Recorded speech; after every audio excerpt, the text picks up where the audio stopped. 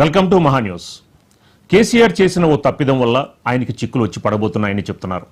Form హౌస్లో ఎమ్మెల్యేల కొనుగోలు కేసు వ్యవహారం బయటపడినప్పుడు కేసీఆర్ నందకుమార్ స్వామీజీలు మాట్లాడిన ఆడియోలతో పాటు పలు కీలకమైన డాక్యుమెంట్లని అప్పుడు సీఎం కేసీఆర్ విడుదల చేశారు. వాటిని సుప్రీంకోర్టు, హైకోర్టు న్యాయమూర్తులకు పంపించారు. అవి ఎక్కడి నుంచి వచ్చాయన్నది ఇప్పుడు ఆరా తీయడానికి ఆయనకి నోటీసులు ఇచ్చే అవకాశాలు కనిపిస్తున్నాయి. అలాగే ఫోన్ ట్యాపింగ్ కేసులో సజ్జనార్ నేతృత్వంలోని సిట్ చాలా వేగంగా స్పందిస్తోంది. ఇప్పటి వరకు గత దర్యాప్తు బృందం ప్రశ్నించడానికి మొహమాటపడిన పడిన పెద్దల్ని ఇప్పుడు నిర్మోహమాటంగా పిలిచి ప్రశ్నిస్తున్నారు. బంజారాహిల్స్లోని కమాండ్ కంట్రోల్ సెంటర్కి అప్పుడు సీఎస్ సోమేష్ కుమార్, అప్పుడు డీజీపీ మహేందర్ రెడ్డిని కూడా పిలిచి ప్రశ్నించారు. దాదాపు 2-3 గంటల పాటు వారి వద్ద నుంచి వివరాలు సేకరించారు. ఫోన్ ట్యాపింగ్ గురించి వారికి ఎంతవరకు అవగాహన ఉంది, అన్నీ తెలిసి కూడా సైలెంట్గా ఉన్నారా అన్న విషయాలను కూడా ఆరాతీశారు. మరోవైపు సిట్లోని మరో బృందం ఎమ్మెల్యేల కొనుగోలు కేసు వ్యవహారంపై దృష్టి పెట్టింది. తాండూరు మాజీ ఎమ్మెల్యే ఫామ్ హౌస్లో జరిగిన ఆ వ్యవహారంలో కీలక నిందితుడైన నందకుమార్ వద్ద స్టేట్మెంట్ రికార్డు చేశారు. తన ఫోన్ ట్యాప్ చేశారని ఆయన గతంలోనే ఆరోపించారు. గంటన్నర పాటు విచారణ చేసి స్టేట్మెంట్ రికార్డు చేసిన సిట్ కీలక విషయాల్ని రాబట్టింది. ఈ స్టేట్మెంట్ ఆధారంగా కేసీఆర్కి, అలాగే ఈ కేసులో భాగమైన 4 మాజీ ఎమ్మెల్యేలకి నోటీసులు జారీ చేసే అవకాశాలున్నాయి.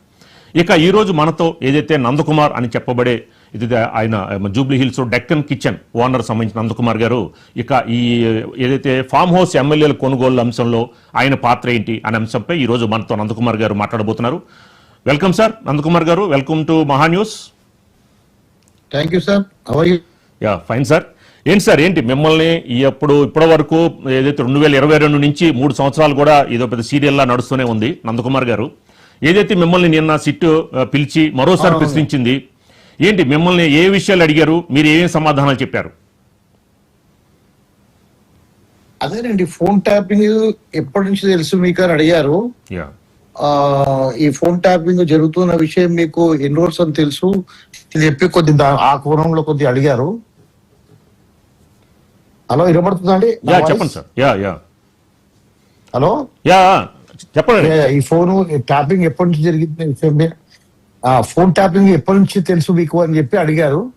సో నాకు ఫామ్ హౌస్ కేసుకు ముందు తెలియదండి ఫోన్ ట్యాపింగ్ చేస్తున్నట్టుగా. సో ఫామ్ హౌస్ కేసు తర్వాతనే తెలిసింది. సో ట్యాపింగ్ అనేది గత 10 సంవత్సరాలుగా గవర్నమెంట్ లో నడుస్తున్న విషయం, వాస్తవం అందరు చెప్తుంటే మనం కూడా విన్నాం కానీ ఎప్పుడు చూడలేదు.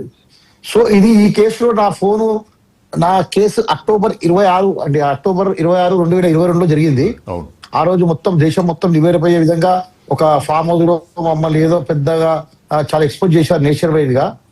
చేసిన తర్వాత అక్కడి నుంచి 27వ తారీఖు రోజు కోర్టులో నన్ను ఎలాంటి ఆధారాలు లేవు, ఎందుకంటే క్యాష్ లేదు, మాట్లాడి తప్పేంటి అని చెప్పి అక్కడ నుంచి మమ్మల్ని రిమాండ్ రిజెక్ట్ చేయడం జరిగింది. 28వ తారీఖు రోజు మార్నింగ్ అండి, టీ న్యూస్ లో మార్నింగే కొత్త బ్రేకింగ్ న్యూస్ స్టార్ట్ అయింది అనమాట. ఏమని, మా యొక్క ఆడియోలు రిలీజ్ చేస్తున్నారు, ఆడియో 1, ఆడియో 2, ఆడియో 3 అని చెప్పి గంట వ్యవధిలో 3 ఆడియోలు రిలీజ్ చేయడం జరిగింది మార్నింగ్. అప్పుడు నా కేసు హైకోర్టులో ఉందండి. సో హైకోర్టులో ఉన్నప్పుడే అక్కడ సాక్ష్యాలను కింద చేసే విధంగా, సాక్ష్యాలను తారుమారు చేసే విధంగా ఈ ఆడియో రిలీజ్ చేశారు. రిలీజ్ చేయడంతో పాటుగా అక్కడ ఆడియోలు ఎలా వచ్చాయని చెప్పి మేము కూడా బాగా నివ్వెరపోయామన్నమాట. అసలు మేము ఎప్పుడో ఎవరితోనో మాట్లాడుకున్న ఆడియోలు వీళ్ళ దగ్గరికి ఎట్లా వచ్చాయని చెప్పి కొంచెం అందరం షాకింగ్ లో గురయ్యాము.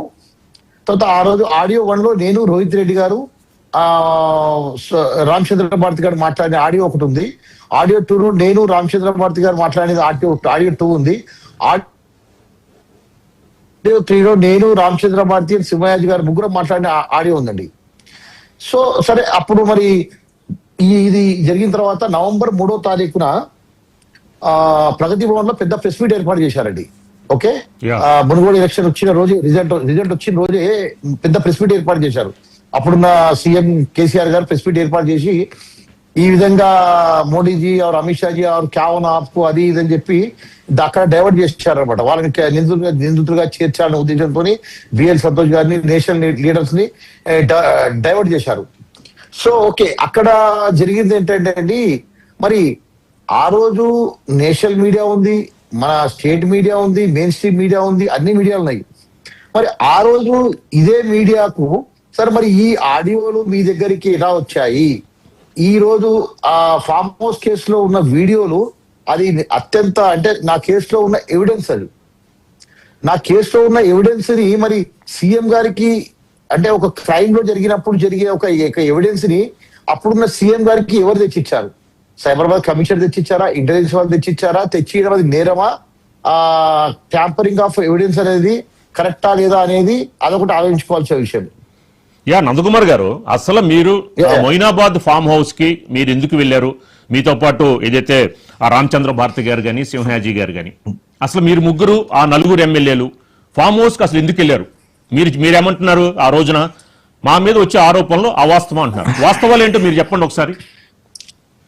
సార్, వాస్తవాలు ఏమున్నాయంటే నాకు చాలా మంది ఎమ్మెల్యేలతో పరిచయం ఉన్నవాట వాస్తవమే. Okay. ఓకే, ఇటు బీజేపీలో పరిచయాలు ఉన్నాయి, కాంగ్రెస్ లో పరిచయాలు ఉన్నాయి, టీఆర్ఎస్ లో అందరికంటే ఎక్కువ పరిచయాలు ఉన్నాయి. సరే, రోహిత్ రెడ్డి గారు మాకు ఒక బిజినెస్ లో భాగ్యస్వామి, ప్లస్ ఆయన మా ఇంటి ఒక బ్రదర్ లాగా ఉంటాడు, ఒక ఫ్రెండ్, ఎప్పటి నుంచో నాకు చాలా పాత పరిచయాలు ఉన్నాయి. ఒకరోజు రోహిత్ రెడ్డి గారు నాకు ఈ విధంగా ఇట్లా నేను బీజేపీ రామచంద్ర భారతి అంటే ఆయన నాకు వేరే దాంట్లో పరిచయం అయ్యాడు. ఏదో నేను వేరే పాన్ మసాలా బిజినెస్ లో ఒక బ్రాండ్ కొని ఇబ్బంది పడుతుంటే నేను దాన్ని అమ్మిస్తా అని చెప్పి పరిచయం అయ్యారు.